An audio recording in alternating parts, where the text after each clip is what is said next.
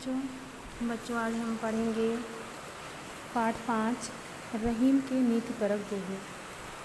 रहीमदास ने समाज के हित हेतु कुछ नीतिपरक दोहे कहे हैं और उन दोहों में मानवता का पाठ पढ़ाते हैं। इन्हीं दोहों के कुछ अंश आज आपकी किताब में दिए गए हैं जिसको हम पढ़ेंगे। सबसे पहला दोहा है, रहीमन पानी राखिए बिन पानी सब सून, पानी गए न उबरे मोती मानुष चोल। अर्थात रहीमदास जी कहते हैं कि जिस प्रकार आटे का अस्तित्व पानी के बिना नहीं होता, मोती का अस्तित्व चमक के बिना नहीं होता, उसी प्रकार एक मनुष्य के अंदर अगर विनम्रता ना हो तो उसके अस्तित्व का धीरे धीरे ह्रास ही होता रहता है। दूसरा है, रहीमन धागा प्रेम का मत तोड़ो चटकाए, टूटे पे फिर ना जुड़े गांठ पर जाए। अर्थात रहीमदास जी कहते हैं कि प्रेम रूपी जो धागा है या बंधन है या जो रिश्ता होता है उसे हमें ऐसे ही नहीं तोड़ देना चाहिए। प्रेम रूपी बंधन को हमें कभी भी तोड़ना नहीं चाहिए। अगर वह टूट भी जाता है तो जब वो दोबारा जुड़ता है तो उसमें गांठ पड़ जाती है। दोबारा जुड़ने पर उसमें क्या हो जाता है, गांठ। टूटे पे फिर ना जुड़े गांठ पड़ जाए। एक बार हमारा प्रेम रूपी जो बंधन होता है, रिश्ता अगर एक बार टूट जाता है तो फिर वो दोबारा जुड़ता नहीं है, और अगर जुड़ भी जाता है तो उसमें गांठ पड़ जाती है। इसीलिए प्रेम रूपी बंधन को हमें नहीं तोड़ना चाहिए। रहीमदास जी ये सिखाते हैं। फिर अगला दोहा है, रूठे सुजन मनाइए जो रूठे सौ बार, रहीमन फिर पोइए टूटे मुक्ताहार। रहीमदास जी कहते हैं कि रूठे सज्जन पुरुष अगर आपसे रूठ जाते हैं, अगर आपसे प्रिय व्यक्ति कोई रूठ जाता है तो अगर उसे 100 बार भी मनाना पड़े तो हमें मना लेना चाहिए।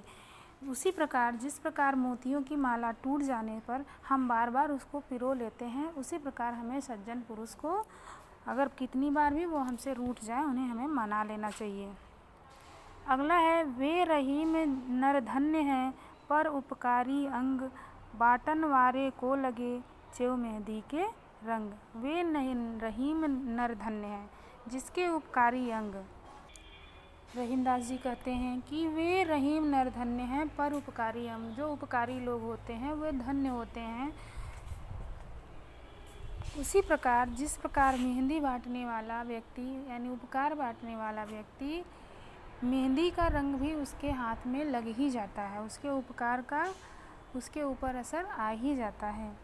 अगला है, जो रहीम उत्तम प्रकृति का करी सकत कुसंग, चंदन विष व्यापे नहीं लपटे रहत भुजंग। रहीमदास जी कहते हैं कि अगर उत्तम प्रवृत्ति का व्यक्ति है, सज्जन पुरुष है, भले वो कितने भी कुसंगति में रहे उसके ऊपर कोई प्रभाव नहीं पड़ता। ठीक उसी प्रकार जिस प्रकार चंदन के ऊपर सांप रहने से यानी विषैला सर्प कितना भी उस पर लपटा रहता है लेकिन चंदन की शोभा कभी भी, चंदन की सुगंध कभी भी कम नहीं होती। ठीक उसी प्रकार सज्जन पुरुष चाहे कितने भी कुसंगति व्यक्ति के साथ रहें, असज्जन व्यक्ति के साथ रहें, उनकी सज्जनता कम नहीं होती। अगला है, जो तरुवर फल नहीं खात है, सरवर पियहि न पान, कहीं रहीम पर काज हित, संपत्ति संचय सुजान। कभी रहीमदास जी कहते हैं कि तरुवर जो वृक्ष होते हैं वो अपने फल को कभी नहीं खाते, सरवर पीवहि नहीं पानी, और जो नदी होती है कभी भी वो अपने जल का पान नहीं करती, कभी वो अपने जल को नहीं पीती। ठीक उसी प्रकार जो सज्जन पुरुष होते हैं वो हमेशा दूसरों के हित के लिए ही होते हैं, कभी वो अपने हित के बारे में नहीं सोचते। इस प्रकार रहीमदास के इस नीतिपरक दोहों से हमें बहुत सारी शिक्षा मिलती है। अब हम उनके जीवन के बारे में भी कुछ जानते हैं कि आखिर रहीमदास कौन थे। रहीमदास जो कि इनको अकबर ने रहीम को शाही खानदान के अनुरूप मिर्ज़ा खां की उपाधि से सम्मानित किया था। रहीम जी का विवाह इनके पिता बैरम खान के विरोधी मिर्ज़ा अजीज़ कोका की बाल महबानों से हुआ था। रहीम जी की भांति कबीर जी के भी नीति परक कुछ दोहे हैं। तो जो चैप्टर के एक्सरसाइज हैं इसको हम PDF में आपको सेंड करेंगे। और आज की क्लास के लिए इतना ही। वर्ड मीनिंग आप अपनी कॉपी में लिख करके याद करेंगे। अगली क्लासेस में हम नए चैप्टर को लेकर के आएंगे। धन्यवाद।